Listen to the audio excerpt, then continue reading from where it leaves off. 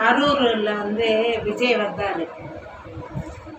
அவர் கூட்டம் சரியான கூட்டம், அவ்வளோ கூட்டம். அதுலேயும் அவர் லேட்டாக வந்திருக்கிறாரு.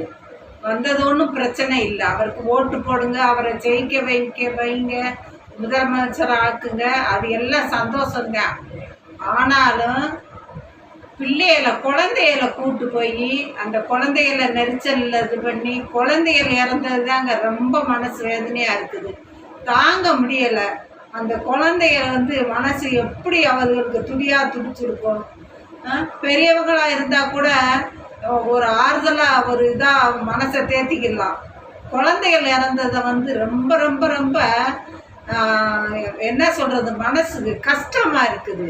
இப்போ நீங்கள் ஆதரிங்க, அவரை பாருங்க, அவருக்கு ஓட்டு போடுங்க, அவரை ஜெயிக்க வைங்க, முதலமைச்சரை ஆக்குங்க. யாரும் அதை தடுக்க போகிறது இல்லை. அது உங்களுடைய உரிமை. நம்மளுடைய உரிமை. அதை வீட்டில் இருந்தே பார்த்துருக்கலாம்.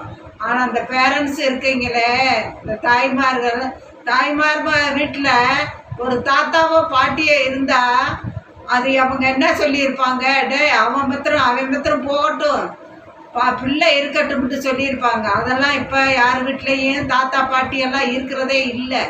இருந்திருந்தா சொல்லியிருப்பாங்க, குழந்தையெல்லாம் கூட்டு போக வேணாம்னு சொல்லியிருப்பாங்க, தடுத்திருப்பாங்க, நிப்பாட்டி இருப்பாங்க.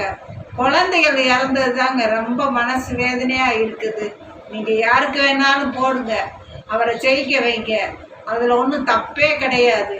ஆனால் அவ்வளவு கூட்டத்தில் போய் நெரிச்சலில் சிக்கி இவ்வளோ ஒரு வேதனையை உண்டாக்கி அது 2 நாள் ஆகும். அது நடந்ததுலேருந்து தூக்கமே இல்லைங்க, தூக்கமே இல்லை. எல்லாருக்கும் தூக்கத்தை இழந்துட்டு இருக்கிறோம்.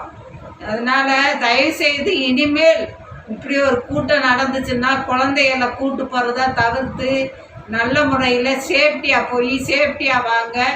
உங்களுக்கு நான் இதை ஒரு என்ன சொல்கிறது, ஒரு வேண்டுகோளாக நான் இதை சொல்கிறேன். நீங்கள் கேட்டு நல்லபடியாக நடந்துக்கோங்க.